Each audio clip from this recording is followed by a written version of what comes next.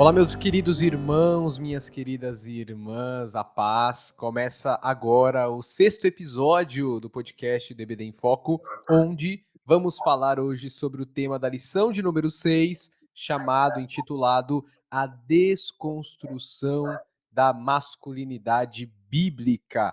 Eu sou o Vitor, estarei conduzindo a conversa de hoje com o nosso querido irmão Herberson. Como que você tá, irmão Herberson? Tudo bem? Como vão as coisas por aí? Oi, Vitor, a paz do Senhor, tá tudo bem, graças a Deus. Aqui estou eu de novo, né, no podcast. A gente está participando aqui sempre que dá. E graças a Deus estamos aí, né, estudando a lição, aprendendo esse tema muito bom, tema maravilhoso. E, né, eu saúdo também aos irmãos e as irmãs que estão acompanhando. Né, vocês estão convidados a assistir essa aula até o final. E eu tenho certeza que a gente vai aprender bastante aqui, vai ser uma conversa muito boa. Muito bom, muito bom. Tenho certeza que vai ser muito abençoadora essa nossa conversa.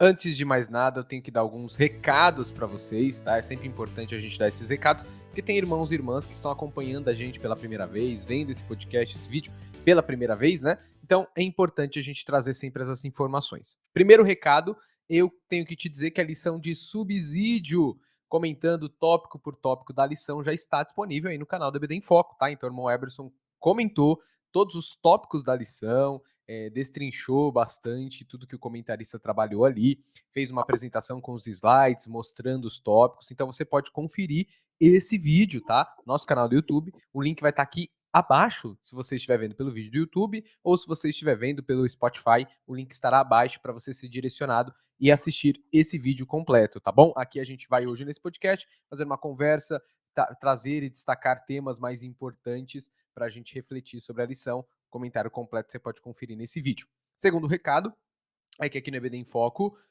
existe slides, né? Os slides, inclusive, que são comentados nesse vídeo com o irmão Eberson, que eu acabei de destacar para vocês. Esses slides você pode ter para você, né? Para utilizar e ministrar uma aula de excelência na sua escola dominical.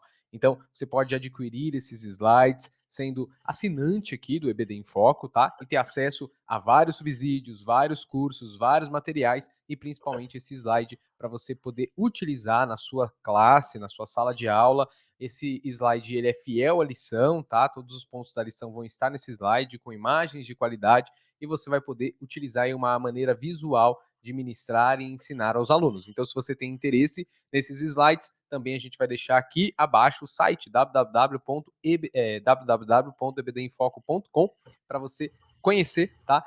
Esse projeto, conhecer esses slides, você poder adquirir, tá bom? Na descrição desse vídeo também vai ter vários links para te auxiliar e te ajudar a respeito dessa lição, então você depois não deixe de conferir e também peço não deixe de comentar e compartilhar. No nosso último podcast a gente pediu, irmãos, compartilhem, comentem se vocês estão gostando desse podcast e eu vi que teve vários comentários, as pessoas comentaram, falando estou gostando, então a gente vai pedir isso novamente, se você está acompanhando, se você está gostando, comente pra gente aqui abaixo, tá? Seja você estando pelo YouTube ou não, compartilhe esse episódio, comente o que você achou, coloque sua opinião, tá? A gente quer saber se você está gostando, isso é muito importante para a gente continuar esse trabalho. Não sei se tem mais algum recado que você queira dar, irmão Eberson, para destacar agora. Se tiver, comente pra gente. Bem, é só reforçando aí que na descrição do vídeo, do podcast, né, vai estar disponível vários materiais para download, né? Então, sempre coloco PDF extra. Então, se você quer preparar uma boa aula, quer estudar de maneira mais profunda, tem PDF de comentário do livro de Ruth, o capítulo 4 de Ruth. Então, tem um comentário do Hernando Dias Lopes, comentário do Champ. Tem um slide extra que é vendido no EBD em Foco, mas tem uma amostra lá para você ver que fala sobre a questão do machismo, do relacionamento de homem e de mulher. Então, é muito bom esse slide, dá uma olhada, baixa essa amostra que está disponível aí. Aí, dentre outros conteúdos que a gente vai postando aí durante a semana. Então, é bom você dar uma olhada na descrição do vídeo, tem muito material para download que vai te ajudar a preparar uma aula de excelência aí para essa lição.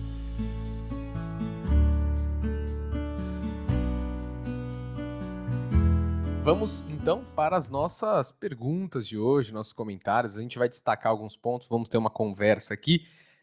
E eu separei alguns questionamentos que eu acho que você vai poder esclarecer bem, irmão Eberson, para ajudar os professores aí a prepararem a sua aula. E a primeira pergunta que eu queria te fazer é a respeito da leitura bíblica em classe. A nossa leitura bíblica em classe está em Ruth, capítulo 4, né? Falando sobre Boaz. Inclusive, no primeiro vídeo da Comentando a Lição, você explicou um pouquinho mais detalhado esse texto, porque não foi tão desenvolvido pelo comentarista, né? Ficou lá para o último tópico, ele fez apenas uma pontuação. Então, é, acho que é importante a gente utilizá-lo, né? Já que é o nosso texto, né? Principal. Eu queria que você comentasse para a gente por que você acha que esse texto foi escolhido, né? E, além disso, e principalmente, fale para a gente um pouquinho sobre esse texto, para o professor conseguir aprofundar um pouquinho essa questão aí na sua sala de aula.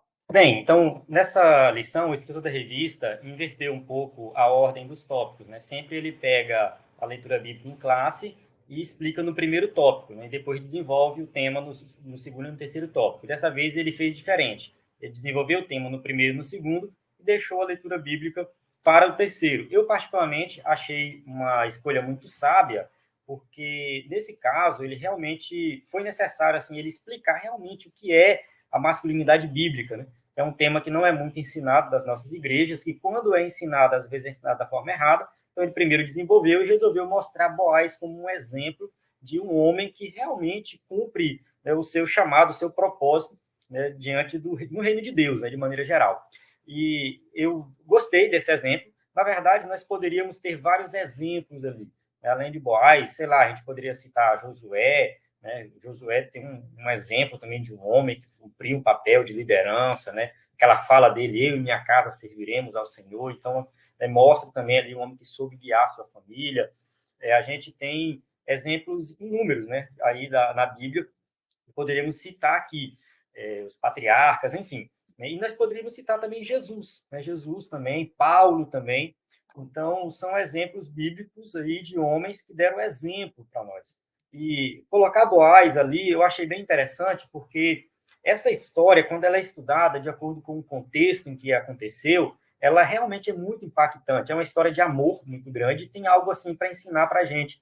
Então, assim, a gente conhece a história, não é uma história difícil, assim, é muito pregada e ensinada na igreja. Tivemos uma lição no trimestre anterior, se eu não me engano, acho que lição número 7, que falou sobre Ruth e Noemi, então a gente já está aí familiarizado com essa história. Noemi e Elimeleque eram um casal que tinha filhos ali, moravam em Belém, foram embora, né, para Moabe por causa de uma grande fome. Lá aconteceu alguma coisa que morreu todos os homens da família, né? Morreu ali Malom, Quilion e Elimeleque, né? No caso, o pai e os dois filhos. E ficou apenas Noemi e suas duas noras. Então, uma delas foi embora, né?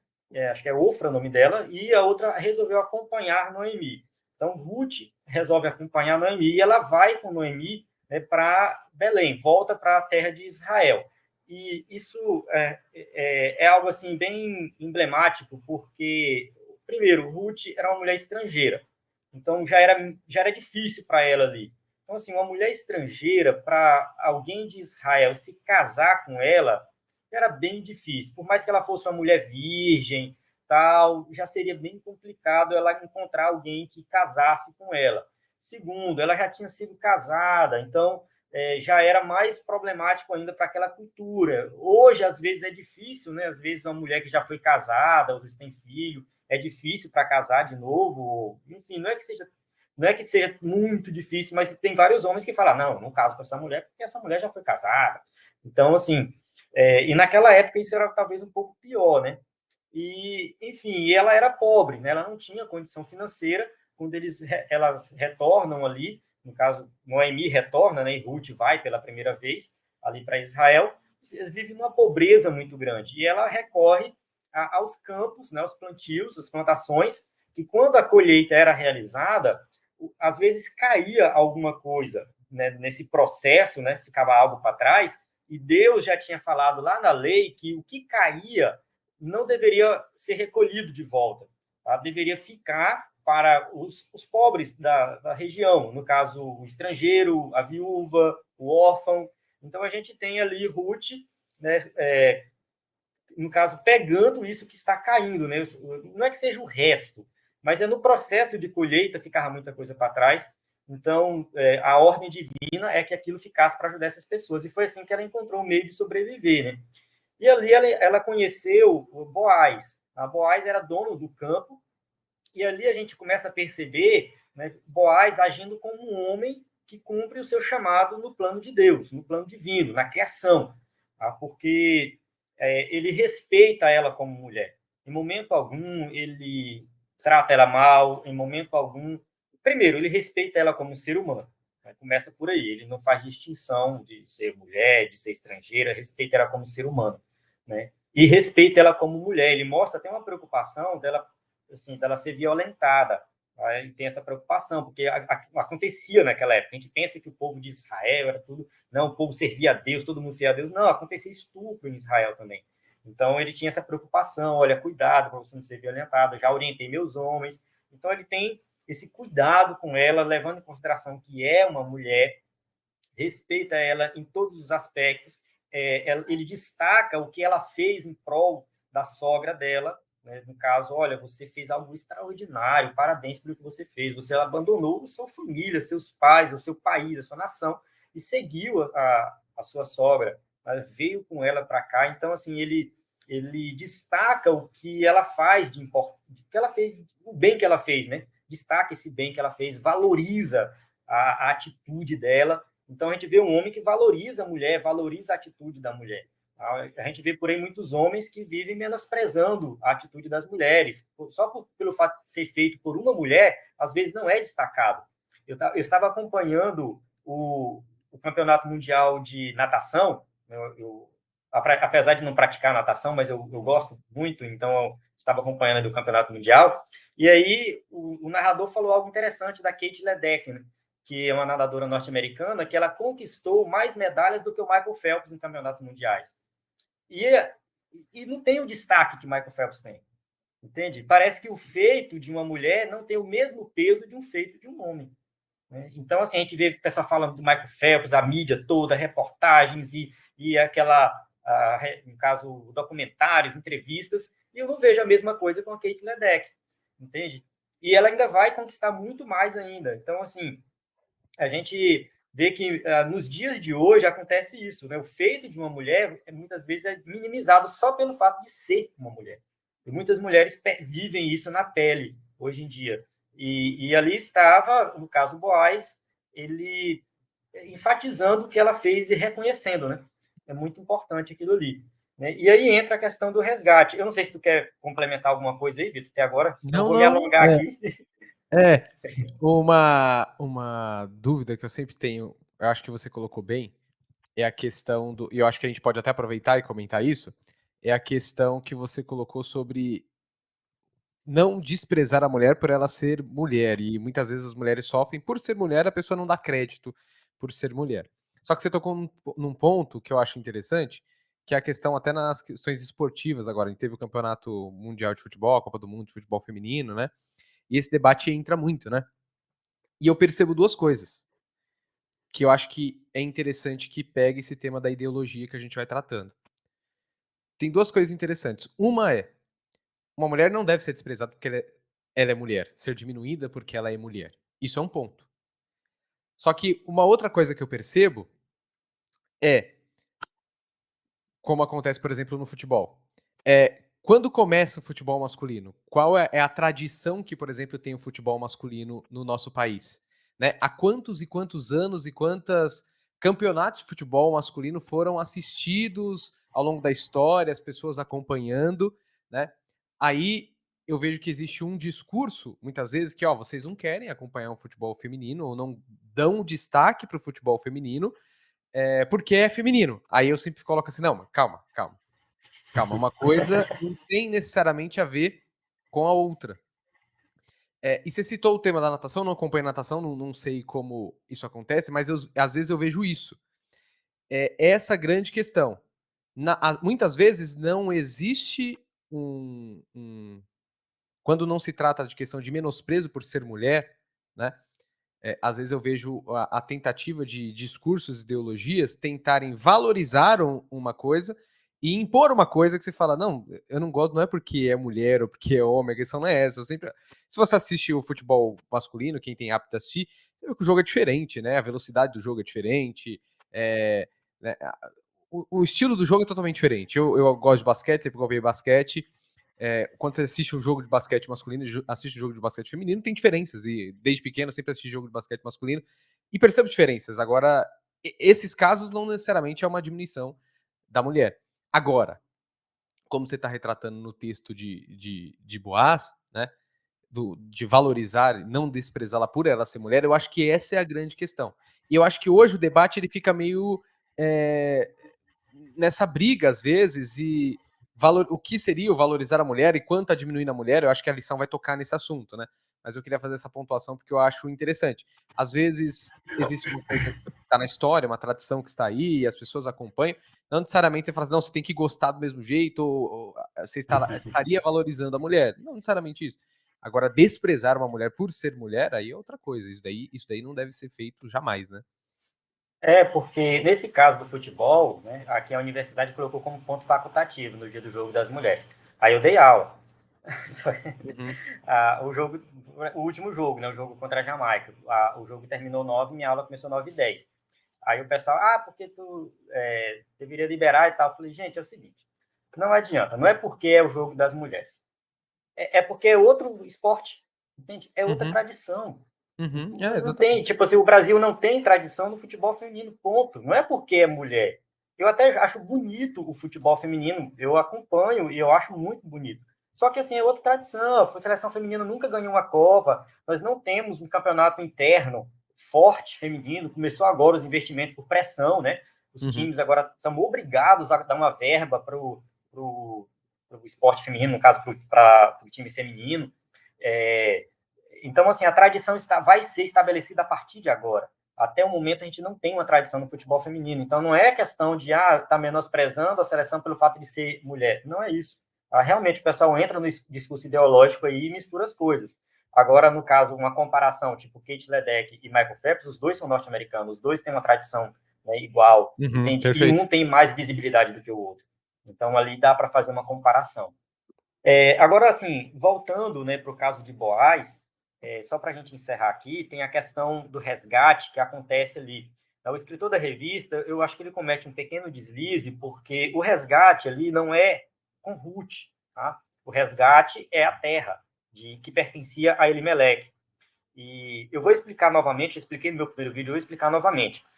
De acordo com a lei, inclusive é citada aí na revista, a lei de Deuteronômio, que é a questão do levirato. Quando o marido da mulher morria e não tivesse filho com ela, então o irmão da mulher tomava ela como esposa, porque o primeiro filho era considerado o filho daquele que é o defunto, né?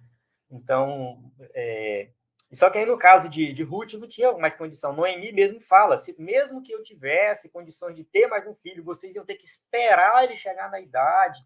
Então, assim, a lei do levirato era algo que acontecia naquela cultura e foi incorporado à lei de Moisés e o povo de Israel praticava aquilo ali.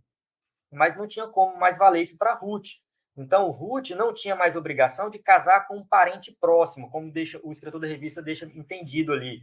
E eu não concordo muito com aquilo, né? Porque a passagem de Deuteronômio, não sei, é Deuteronômio 25, não lembro direitinho, mas está lá na revista, deixa bem claro que é com o irmão, tá? Que ela teria que casar com um cunhado, né? Com um cunhado e não com outro parente. Então, o resgate ali era da terra, porque, assim, de acordo com a lei, a terra em Israel não podia ser vendida definitivamente. Eu fiz uma postagem no Instagram sobre isso, no Instagram da Beden Foco. Inclusive, se você não segue a gente, procura lá o Instagram da Beden Foco. Beden Foco bedenfoco.oficial lá no Instagram. A gente deixa na descrição aí também no Instagram. E no slide da minha primeira aula também eu coloquei explicando sobre isso. A terra não podia ser vendida definitivamente. Então, quando alguém vendia uma terra lá em Israel, vendia essa terra baseado no ano do jubileu. Então, assim, o ano do jubileu acontecia a cada 50 anos.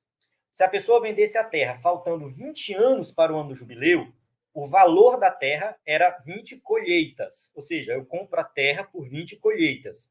Quando chegasse no ano do jubileu, a terra voltava para o dono original ou para o herdeiro. Então era sempre assim. Se faltasse 30 anos para o ano do jubileu, então era 30 colheitas o valor da terra. O que acontece? A pessoa passava por uma crise financeira, foi o caso de Elimelec, vendeu a terra, foi embora. Quando assim, a família de Elimelec quisesse comprar a terra de volta, que foi o que aconteceu, quem comprou era obrigado a vender. Então a terra não estava à venda, quem comprou estava, eu quero vender. Não. Quem comprou era obrigado a vender de volta caso a família quisesse comprar. Então foi isso que aconteceu. Próximo de Elimeleque, que tinha o direito sobre a terra. Então, chama esse parente e fala com ele. Você quer adquirir a terra? Tem direito. Depois de você sou eu. Se você não quiser, passa para mim. E faltava alguns anos para o ano do jubileu e ele ia comprar de acordo com o que faltava. Então, a pessoa que comprou estava esperando o ano do jubileu para devolver.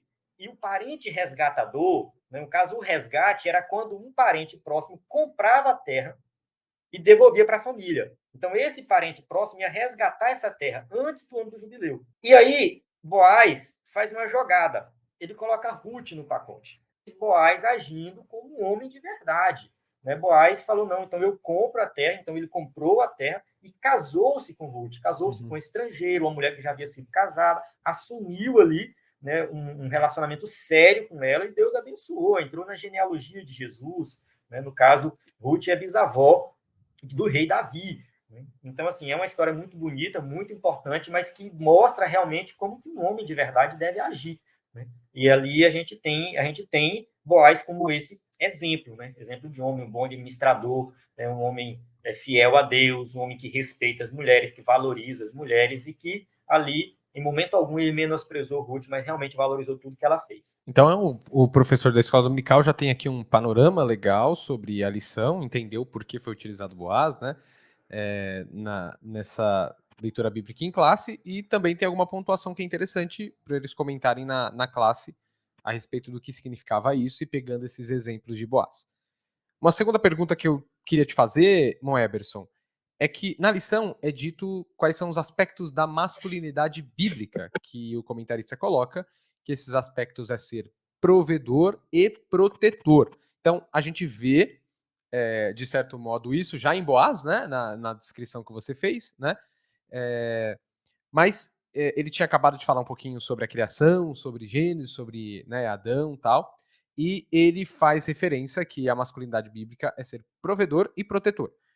Principalmente no sentido e relacionado com a sua esposa ali. Eu gostaria que você comentasse sobre isso, né?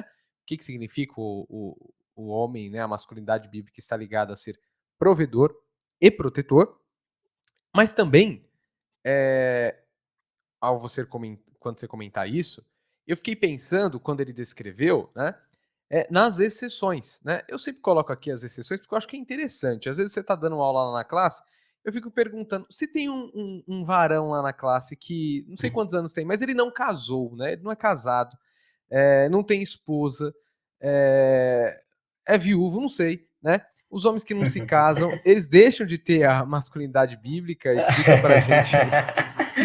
Essa pergunta é muito boa, sabe? Porque ninguém pensou nisso, né? Eu não pensei nisso, eu não pensei nisso.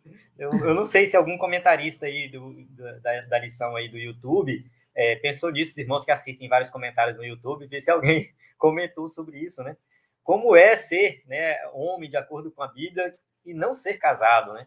Tem homens que optam por não se casar, né? Tem homens que às vezes não quer, ou às vezes não tem desejo sexual, ou às vezes até tem desejo sexual, mas não quer encarar um casamento, nessa responsabilidade de um casamento. Tem um escritor que eu conheço, que tu gosta dele, que eu já percebi, é o C.S. Lewis, né?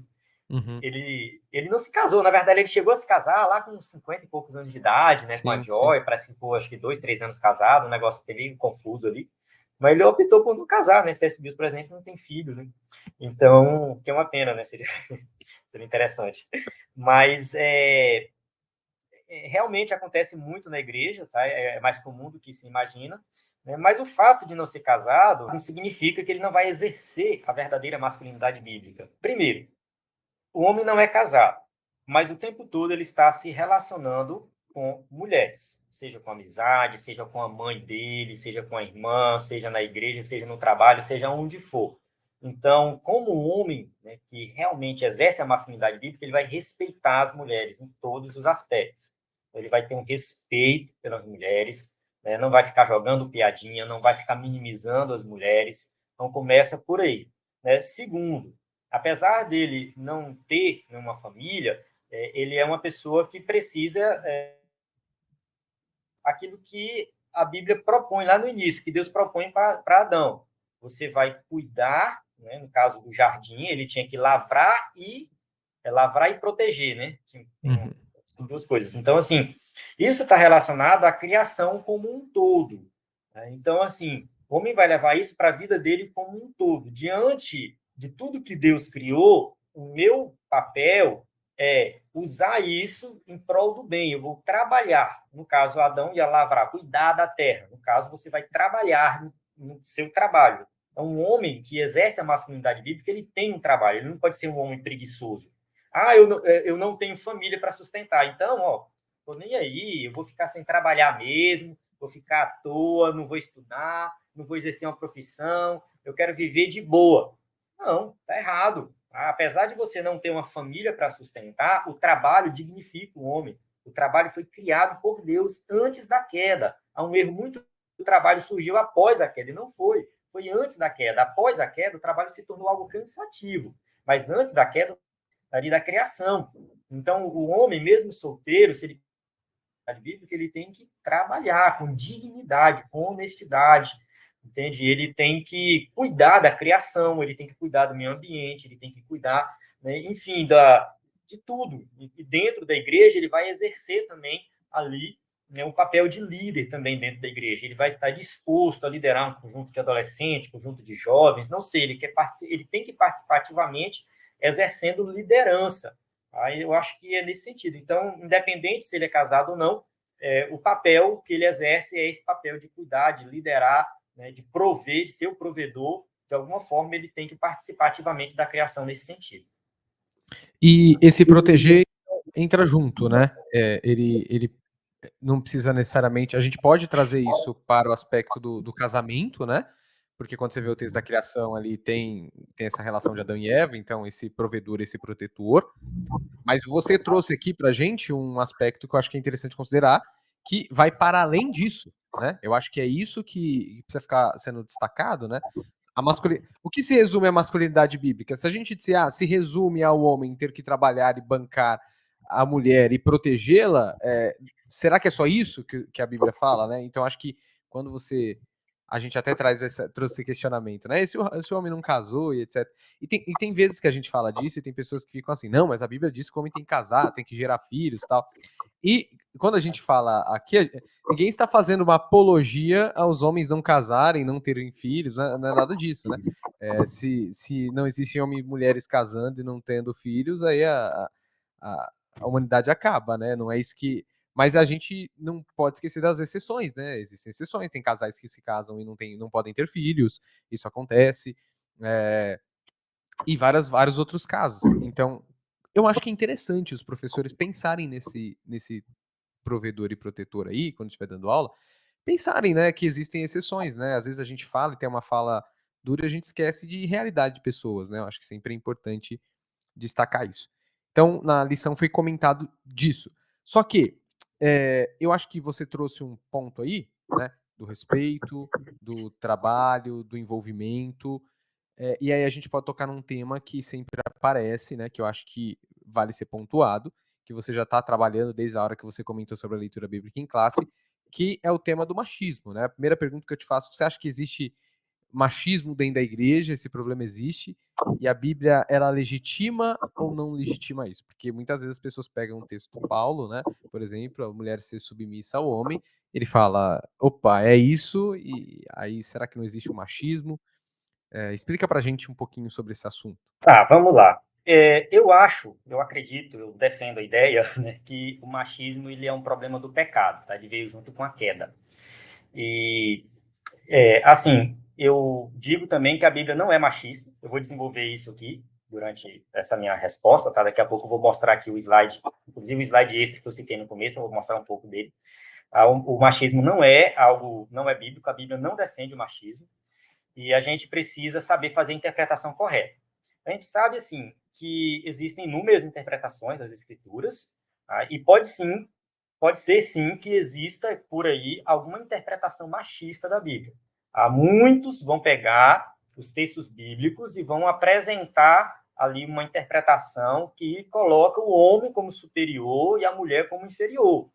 Muitos vão fazer isso. E Mas só porque tem por aí pessoas fazendo isso, leigas, muitas vezes teólogos, né, fazendo esse tipo de interpretação machista da Bíblia, não significa que a Bíblia seja machista. Então a gente tem que ter muito cuidado. Uma coisa é a interpretação que a pessoa faz, outra coisa é o que a Bíblia realmente diz. A gente precisa realmente ler a Bíblia dentro do seu contexto. Existe também machismo dentro da igreja, mas isso é uma distorção. Eu digo isso que é o pecado entrando dentro da igreja. A gente fala, o pecado está entrando na igreja. A gente pensa muito em pecado sexual, a gente pensa muito em outras coisas assim.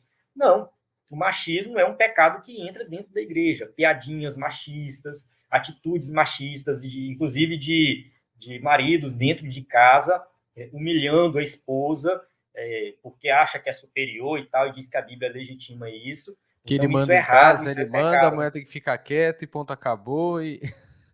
Eu fiquei sabendo recente de um casamento de dois amigos meus que acabaram por causa disso. No caso, acabou justamente porque o homem entendia que ele podia fazer o que ele quisesse. Entende? Eu Que ele também, podia agir do também jeito que ele quisesse. conheço casos de igreja, como a gente sempre está trabalhando nessa vida de igreja, vida pastoral, a gente vê isso já e presenciei que o homem usa a escritura, então a gente está falando da igreja, dentro da igreja, né? Que nunca se esqueça disso quando a gente está trabalhando nos nossos temas aqui, né? Tem a questão da ideologia, tem os discursos que o irmão Eberson acabou de pontuar, ele colocando aqui, ó, a Bíblia não é machista. E tem muita gente que ataca a igreja com esse argumento, né? Então nós como cristãos, as escrituras não são machistas, né? A proposta da igreja não é uma legitimação do machismo, mas existem interpretações e equívocos a respeito disso. E existem pessoas, aí sim, existem pessoas machistas dentro da igreja cometendo esse pecado. Né? Então a gente não pode esquecer disso. Por isso que é importante lembrar que o papel do homem e esse chamado dele não é para exercer isso, né? Como se ele fosse o senhor do mundo e a mulher fosse sua serva ou sua escrava, né? Não é esse o propósito, né? Eu acho que a gente está falando aqui de papéis diferentes. Quando você citou do contexto, né?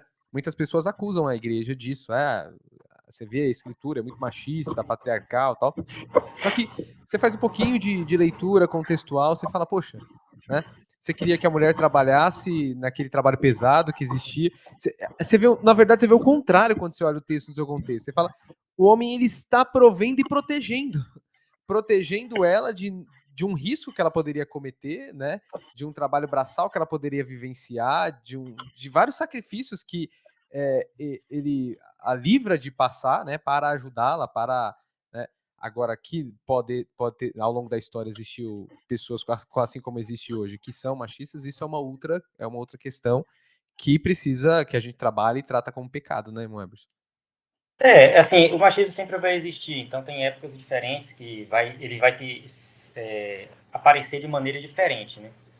Tu falou uma coisa e a questão do trabalho, e tem uma coisa que eu li do livro da Nancy Pearcey, Verdade Absoluta, inclusive citei esse livro no meu primeiro vídeo. Ela fala algo bem interessante, que ela fala assim, que na época da colonização e tal, né, enfim, acho que uns 200 anos atrás, aqui tanto nos Estados Unidos, ela escreve dentro do contexto dos Estados Unidos, mas vale para o Brasil também. Desenvolveu-se uma cultura que era assim, uma família média, pobre ali, geralmente era assim. Eles tinham uma vendinha, uma lojinha ali na frente da casa, ou então tipo uma serralheria, outro tinha uma marcenaria, outro tinha. E o trabalho era muito assim, dentro de casa. O trabalho era dentro de casa. A maioria das pessoas exerceu sua profissão ali dentro de casa. Ou então morava numa roça e plantava o arroz, plantava o feijão. Então estava ali no quintal de casa. Então estava o homem junto com a mulher e os filhos trabalhando junto. E isso ainda existe no Brasil, ainda existe, tá? E o meu pai viveu assim. Tá? No caso, ele conta as histórias que tudo que eles comiam era eles que plantavam. Né? E minha avó estava junto. Né? Minha avó não era jogada do lado como uma pessoa inútil, não. A minha avó estava lá, ela ajudava a plantar, ela ajudava a colher, ela fazia a comida, ela cuidava dos filhos, ela participava ativamente da manutenção e do sustento da casa, da economia da casa. Aí, quando a gente vai para um contexto da Revolução Industrial, em alguns países foi mais desenvolvido do que outros e tudo mais, em que as pessoas foram para a cidade, foram trabalhar nas fábricas, o que aconteceu? O homem saiu de casa. Então, o homem ele não participa mais ativamente das atividades domésticas. Segundo a Nancy Pearcey, há 150 anos atrás, os livros de receita eram escritos para homens. Já pensou? Livro de receita escrito exclusivamente para homem? Uhum. Então, essa ideia de que o homem cuida de criança, de que o homem cozinha, de que o homem faz atividades domésticas, quando a gente fala hoje, o pessoal pula lá longe. Não, isso é serviço de mulher. Mas a Bíblia não diz isso e isso não está escrito em lugar nenhum. Isso é cultural. Perfeito. Cultural. Há 150 anos atrás, a cultura era diferente. Era o homem que cuidava dessas coisas domésticas. Ele participava ativamente. E também a mulher participava ativamente das atividades ali de trabalho também, né, de ajudar o homem ali na oficina dele, na lojinha dele, alguma coisa do tipo. Então, participar tudo da família. Com o homem saindo para trabalhar fora, passando o dia todo fora, voltando à noite para casa, isso mudou completamente. Mudou a estrutura das famílias. Porque agora a mulher ela não participa ativamente dessa atividade financeira que traz renda para a família. É somente o homem. Então o homem sai, depois ele volta. Quando ele chega cansado, ainda mais na época da Revolução Industrial, que às vezes trabalhava 12, 16 horas por dia. Ele nem sequer conhecia os filhos de verdade. Ela dá um exemplo lá de um homem que estava numa festa, conversou com a criança e falou assim: quem é teu pai? Ela falou assim: você. Ele tinha É. 16 filhos, não conhecia nem a filha dele direito, entende? Então, assim, era assim, essa situação, né, ficou muito complicada, porque a mulher ficou presa em casa. Quando chegou, enfim, nos anos 1900 e alguma coisa, 1920, 1930, as mulheres falaram assim, não, tá errado. Um grupo de mulheres falou, tá errado isso aí. Né? Essas mulheres foram chamadas de feministas. A mulher que está presa em casa, ela tem que se emancipar, ela tem que se libertar dessa prisão que ela vive, que é dentro de casa, apenas trabalhando dentro de casa, nas funções domésticas, cuidando de filho, cuidando de casa, ela tem que ir para fora, para o mercado de trabalho, ela tem que ser igual ao homem. Né? Aí entra essa polêmica que tu falou do futebol, né? Por que a Marta não ganha o mesmo tanto que o Neymar? Uhum. Né? O pessoal começa a fazer esse tipo de debate, né? Justamente porque não, a mulher tem que sair, a mulher tem que liderar, ela tem que ter cargos nas empresas, então começa a ter cobrança na política, por exemplo, né? Os partidos políticos são obrigados a ter uma quantidade de mulheres, né, no partido para se lançar uma candidatura, os presidentes acabam sendo cobrados por colocar mulheres como ministras, tudo isso para trazer essa igualdade. E faz sentido, não está errado. Só que aí outros problemas vão surgindo. Tá? No caso de uma mulher que trabalha fora, né, como que ela vai fazer para cuidar dos filhos?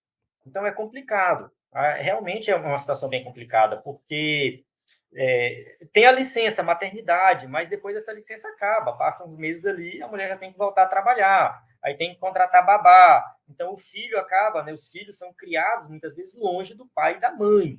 Não estou dizendo aqui que a mulher tem que ficar em casa, não estou dizendo isso. Eu estou dizendo assim que esse desenvolvimento, né, que é algo cultural, que veio da nossa cultura, assim, é algo bom, porque a mulher está saindo para trabalhar, está se formando, está se emancipando, mas ao mesmo tempo traz outros problemas que a gente tem que refletir sobre eles. Sim, Né? perfeito. Hoje, a nossa sociedade, como ela avança, principalmente tecnologicamente, existem várias profissões hoje que uma mulher faz, um homem faz com a mesma excelência, não existe diferença nenhuma, né? Então, cargos de gerência, não existe diferença alguma por ser homem, por ser mulher, quem vai ser melhor ou pior. Não, daí é a capacidade técnica de cada um. E quando a gente vai, como você citou há tempos atrás, dependendo das profissões, né? Você ia para fábricas, né? Muitos preferiam homens, dependendo do trabalho que ia ser feito. Então, veja, a gente está falando de contextos, não de que uma mulher não pode ter a mesma oportunidade que um homem pode ter no mercado de trabalho. E são coisas diferentes, né? Então, esse debate tem que ser tratado nisso. Só que você colocou um outro ponto importante, que para gente, para as escrituras, tem uma coisa que é muito valiosa, por exemplo, para nós, que é aí que pega os gritos de emancipação do nosso tempo, né? Tem uma coisa que é muito valiosa pra gente, a família é uma coisa muito valiosa pra gente. Então, para a fé cristã, a família é um pilar, é uma extensão do reino de Deus. Então, a família é importante. Então, cuidar do filho, ter uma relação com os filhos, é a coisa mais importante. A educação dos filhos é mais importante do que qualquer cargo. Seja, e isso não é para mulher ou para o homem. Alguém vai ter que cuidar e dar atenção para o filho. Né? Então, Isso. hoje a gente vive um tempo e um dilema da nossa sociedade que, por pessoas, às vezes por ideologias, às vezes por não, por busca realmente de uma justiça, né? A gente vive um dilema que o homem tem que sair para trabalhar, a mulher também tem que sair para trabalhar, senão não fecha as contas da casa. Não é grito de liberdade. A maioria das pessoas não é grito de liberdade. A maioria das pessoas não é grito de igualdade. Isso está normalmente no campo da política. A maioria, a vida real das pessoas é: não, para a gente conseguir uma coisinha, a gente conseguir comprar um carro, a gente conseguir comprar nossa casa, a gente precisa trabalhar, tal. Aí os dois têm que trabalhar. Aí não tem tempo para os filhos. Aí joga os filhos na mão do Estado, né? Para o Estado ter que criar, educar. Então, veja, a gente toca aqui na questão dos papéis, né? Dos papéis que precisam ser desenvolvidos, exercidos. E às vezes a gente coloca até o peso e fala assim para o homem, né? E eu acho que é interessante tomar esse cuidado. Porque o homem vai ser provedor, né? Mas tem homem que não consegue prover tudo que precisa para sua casa. Não, esposa, fica em casa, eu vou bancar. E quantos homens não tem condições disso, né? Isso. Aí você ainda coloca o peso de, tipo, não é bem assim. A vida real não é bem assim. Então, às vezes, os dois vão ter a necessidade de trabalhar. Isso não está diminuindo o homem, tirando o papel do homem de maneira nenhuma, né? Os dois estão buscando, estão trabalhando, aí vão ter que se esforçar. Como a gente vai criar nossos filhos, vamos educar, o tempo que tiver vai ter que dar atenção para eles, ensinar. Então, eu acho muito interessante quando a gente vai para esses casos que a gente vai contando do dia a dia, né? Assim como existe de fato o machismo, quando a gente comentou nas nossas igrejas, existe o contrário, existe uma realidade de um casamento que ambos se amam, que o marido está exercendo ali sim a sua posição de liderança, mesmo com a sua esposa trabalhando, mesmo com o seu filho na creche, e está tudo ocorrendo para a glória de Deus. Né? Então é interessante isso. A gente tem que ter muito cuidado, né, para não se ausentar muito da criação dos filhos. Tá? Perfeito. Tentar ao máximo estar próximo. Então, assim, quem não tem condições de trabalhar em casa, a Nancy Pearcey, no capítulo do livro, inclusive está disponível para download. Tá? A Nancy Pearcey ela faz uma proposta assim, que, quando possível, né, tanto o homem como a mulher procurar um trabalho home office, né, se for possível, trabalhar de casa, para participar mais da criação dos filhos.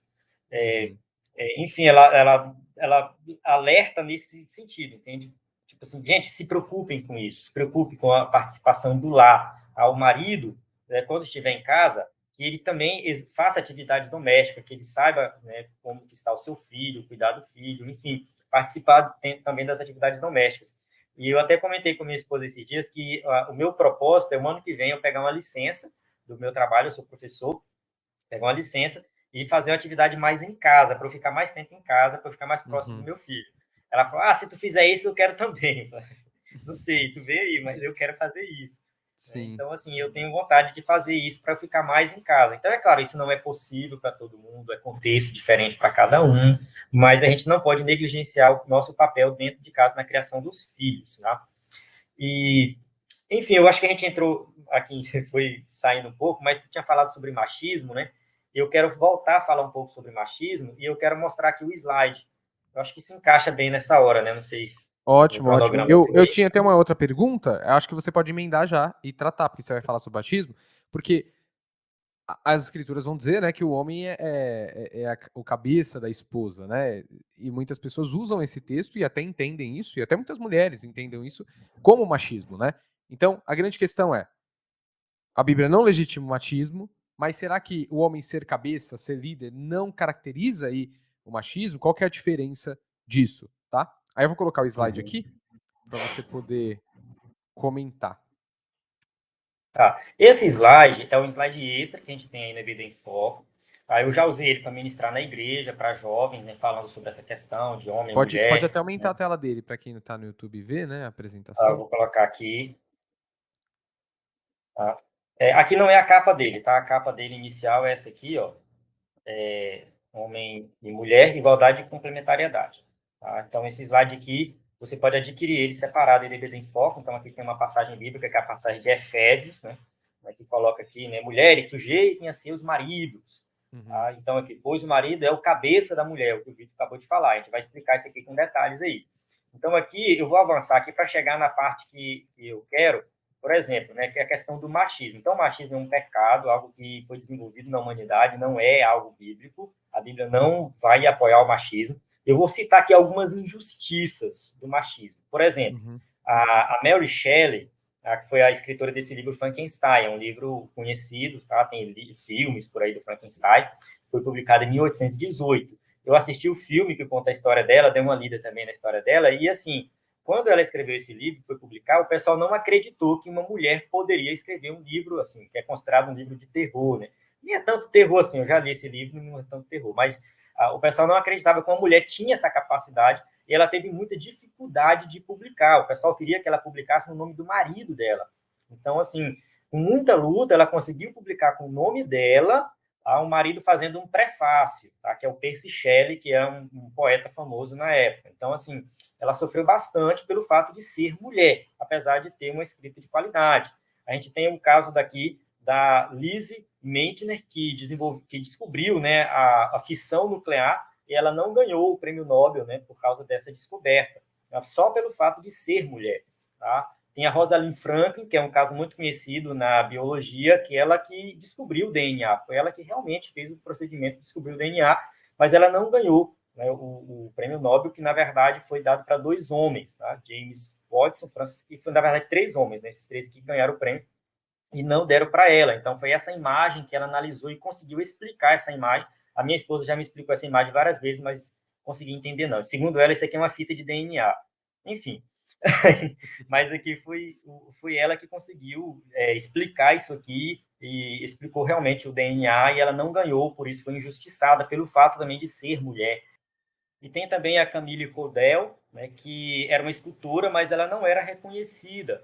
E muitas das esculturas que ela fez, né, ficou à sombra do escultor Auguste Rodin, ou Rodin, não sei se é assim que pronuncia, que era amante dela. Então, esse camarada ele ficou muito famoso com esculturas que ela fez. Tá? E teve o irmão dela também. Então, tipo assim, ela fazia as esculturas e eles ficavam famosos, pegavam a fama. Porque se fosse publicado, no caso, publicado não, né? Fosse colocada assim a sociedade que foi ela que fez, mostrar que foi ela que fez, talvez não ficaria seria tão famoso. Então assim, muitas injustiças foram praticadas aí na história da humanidade, porque foi feito por uma mulher. Tipo assim, a mulher fez e pelo fato dela ser mulher não foi reconhecida. Tá? Isso aconteceu muito. Então isso é um produto do machismo, né? Então assim, o que o Antigo Testamento fala sobre, né, homem e mulher? Então eu vou passar bem rápido aqui, mas assim tem uma lei aqui, né, que mostra, né, que a punição, às vezes, ou os benefícios para homem e para mulher eram iguais, não era menor ou maior pelo fato de ser uma mulher, né? Então, Deus, né, nivelou a mulher ao homem, pois a vida de ambos tem o mesmo valor. Então, no caso aqui, ó, se algum boi chifrar homem ou mulher que morra, o boi será apedrejado, e não lhe comerão carne, mas o dono do boi será absolvido. Então, ou seja, a gente tem aqui equivalente para o homem e para a mulher, não é, para a mulher é uma punição, para o boi e para o homem é outra. Então, assim, tem várias passagens bíblicas que vão mostrar isso. E do ponto de vista divino, né, a mulher era valorizada naquela época, naquela cultura, que muitas vezes a mulher era desvalorizada. Em Gálatas 3:28, desse modo não existe diferença entre judeu e não judeu, entre escravos e pessoas livres, entre homem e mulheres. Todos vocês são um só, por estarem unidos com Cristo. Então, a gente tem aqui mostrando que não é superior o homem ou a mulher. E no ministério de Jesus, muitas mulheres acompanhavam Jesus ali. Muitas mulheres que tinham dinheiro financiaram o ministério de Jesus. A Bíblia diz isso. Então, um homem ser financiado por mulheres naquela época era vergonhoso, e Jesus aceitou isso tranquilamente. O apóstolo Paulo, ao escrever suas cartas, cita o nome de várias mulheres. A gente tem, por exemplo, a passagem ali de Atos que cita Priscila e Áquila, coloca o nome da mulher primeiro. Muita gente fica querendo justificar isso. Mas eu acho que é porque, do ponto de vista dos apóstolos, tanto faz ser Áquila e Priscila ou Priscila e Áquila. Os dois trabalhavam no ministério. Então, assim, para aquela cultura já era um avanço muito grande. Então, a gente vê que a Bíblia mostra, assim, a mulher e o homem, né, com papéis diferentes, não um inferior ao outro. Tá? Então, cada um tem deveres diferentes, responsabilidades diferentes. Então, assim, eu vou avançar aqui rápido, né, mas só para a gente mostrar algumas coisas. Por exemplo, em algumas culturas, a mulher é apenas uma propriedade do homem, enquanto lá em Israel a mulher, né, era tratada com dignidade. em outras culturas as mulheres eram vendidas como escravas sexuais, enfim. Então, assim, tinha essa diminuição da mulher nas outras culturas, enquanto a cultura bíblica está valorizando a mulher. Lá na Índia, por exemplo, tinha uma região da Índia que tinha uma cultura de queimar a viúva junto com o marido que morreu, né? E a mulher era queimada viva, porque se ela ficasse viva, ela seria um peso para aquela sociedade. Então, eles queimavam a viúva junto com o marido. Isso era algo muito cruel. Isso só acabou com William Carey, que foi um missionário, não lembro exatamente o ano que ele viveu, mas acho que foi 1800 e alguma coisa, 1850. Então, William Carey, que é conhecido como o pai das missões modernas, foi ser missionário na Índia e ele pregou o evangelho e acabou com essa cultura, uma cultura cruel de matar a viúva, né, para não ser um peso. E olha só, né, ali está o evangelho libertando as mulheres. Então, muito longe de dizer que o evangelho é machista. Muito pelo contrário, né, valorizou a pregação do evangelho, valorizou a mulher. Então, a gente tem, enfim, várias passagens bíblicas, e aí que chega na passagem que a gente tem que comentar aqui, que fala que a mulher tem que sujeitar-se ao marido, sendo submissa, e o marido sujeitar-se à esposa, sendo amoroso. É isso que essa passagem de Efésios está querendo dizer. Tá? Porque ali tem três vezes o apóstolo Paulo diz que o homem tem que amar a mulher a ponto de dar a vida por ela. Então, assim, ali tem uma submissão mútua, uma submissão da mulher, uma submissão do marido, e cada um exercendo papéis diferentes. Então, quando a Bíblia coloca o marido como o cabeça da esposa, não é que ele seja aquele homem superior que tem que mandar, não. São direitos e deveres iguais e funções diferentes. Cada um tem uma função, cada um tem um chamado específico. Então, a gente vê que aqui vai estar tudo detalhado, né? Então, por exemplo, não é correto o marido dizer, vá buscar os meus chinelos, porque eu que mando aqui. Então, esse tipo de comportamento não é um comportamento cristão. É claro que o marido pode até pedir à esposa para buscar os chinelos, mas como um favor que ela vai fazer para ele, enfim, não com a questão de autoritarismo. Né? Então, é muito complicada essa interpretação. Inclusive, no slide da lição, a gente tem uma outra passagem bem interessante. Eu vou colocar aqui essa passagem. Inclusive, na nossa revista, tem uma passagem bíblica que a gente precisa entender sobre essa questão da liderança, né, que é o tópico 1.3, que ele coloca assim, ó, 1 Coríntios 11:3. Mas quero que saibais que Cristo é a cabeça de todo varão, e o varão a cabeça da mulher, e Deus a cabeça de Cristo. Então, muita gente vai pegar a passagem de Efésios, que deixa bem claro que ali o marido é o cabeça da mulher, e colocar ali o homem como superior. Ah, viu, ele é cabeça, ele que manda, a mulher não pensa. Né? Uma mulher sem um homem é um ser sem cabeça. Tem gente que ainda fala assim, uma mula sem cabeça, minimizando a mulher.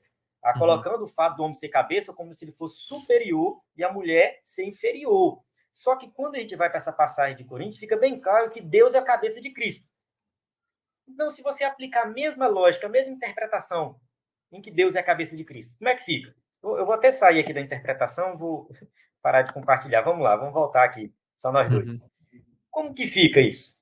Entende? Se o fato do marido ser a cabeça da mulher mostra que ele é superior a ele que manda e a mulher tem que obedecer, então o fato de Deus ser a cabeça de Cristo é Deus Pai que manda e Cristo tem que ser, né, submisso, tem que ser tratado como inferior, o que é uma heresia.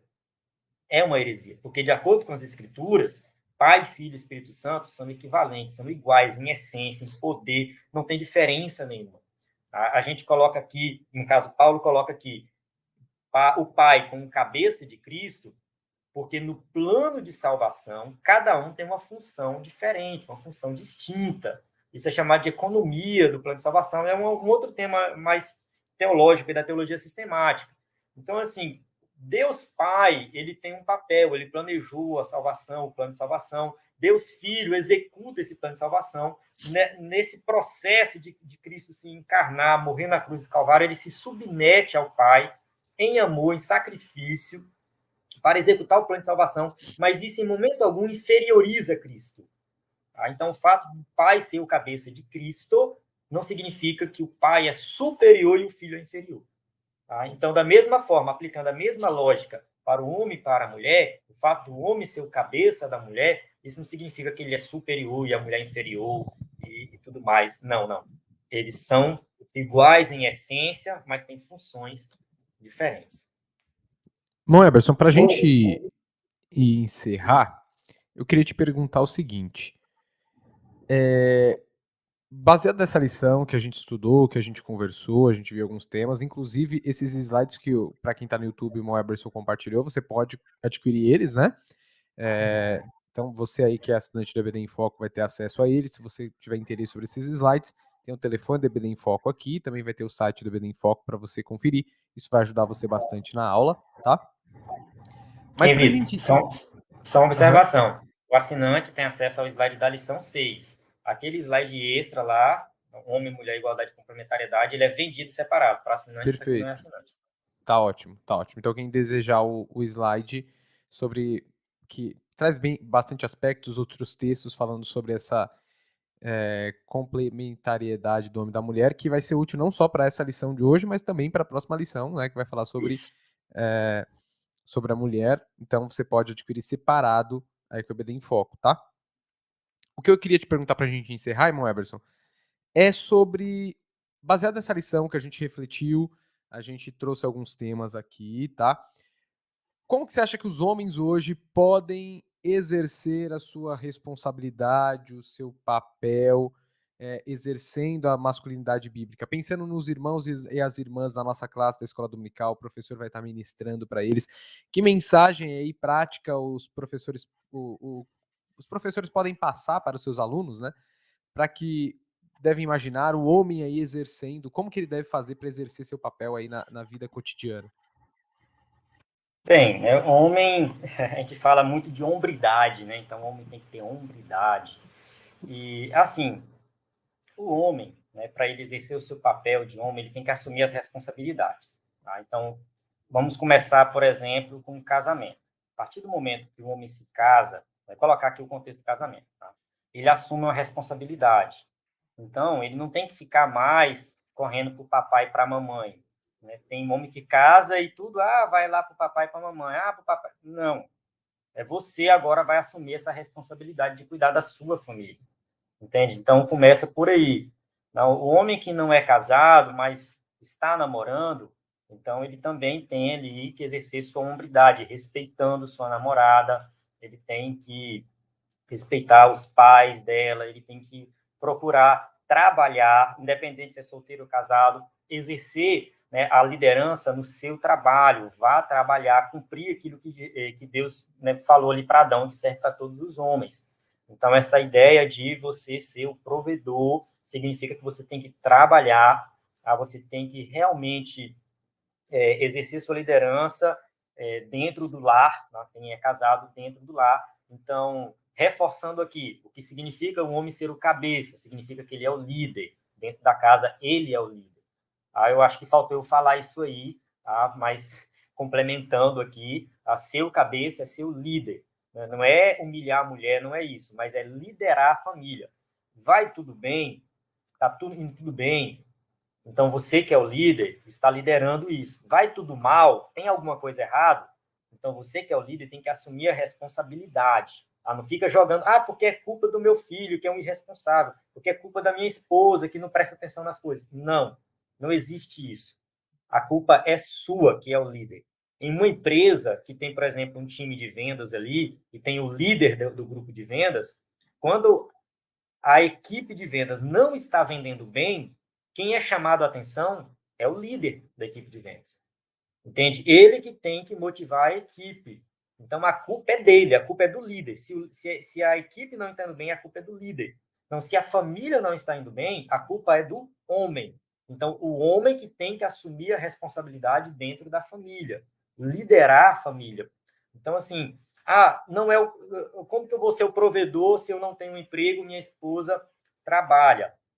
Não muda nada aí. Se por questões de saúde ou questões de realmente está difícil arrumar um emprego, está muito difícil arrumar um emprego, você não conseguiu, é a sua esposa que está trabalhando, que você, dentro da casa, como líder, consiga organizar as finanças juntamente com sua esposa.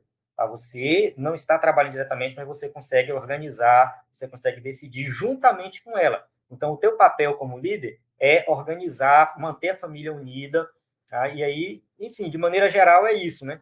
E, assim, eu posso deixar bem claro que homem de verdade vai respeitar as mulheres, não vai tratar mal as mulheres, não vai inferiorizar as mulheres, tá? Não vai ficar jogando piadinha, né? Vai realmente respeitar em todos os aspectos, não vai priorizar alguém, né, ou minimizar pelo fato de ser homem ou ser mulher, não. Você vai ser realmente equilibrado nas suas decisões. Isso é muito importante em todos os aspectos da sua vida. Perfeito, muito obrigado por todos os comentários, irmão Eberson. Eu quero agradecer a todos os irmãos e irmãs que nos acompanharam, né, até aqui, ouviram nossos comentários, nossa conversa. Nosso desejo é que esses destaques que a gente fez, essas pontuações, possam ajudar você, professor e professora de escola dominical, a preparar aí a sua aula, a desenvolver, né, tratando isso, a gente tratando aqui como uma conversa, um bate-papo, destacando alguns pontos. Isso pode fazer você refletir, fazer você pensar, fazer você ter auxílios aí para a sua preparação de aula que vai acontecer no próximo domingo. Quero pedir para você não deixar de curtir esse vídeo, ou se você estiver no Spotify também, favorite esse episódio, tá? Na plataforma. Se você puder, compartilhe com mais alguém, com mais algum professor, comente aqui o que você achou. Não sei se o Moeberson tem mais algum recado, mais algum comentário. Não, tá tudo bem, tudo tranquilo. Só agradecer Então, a todos, né? A gente vai se vendo aí durante a semana e nas próximas aulas. Então é isso, meus irmãos. Deus abençoe a todos, que tenhamos uma ótima EBD no próximo domingo. Fiquem todos com Deus. Amém. A paz.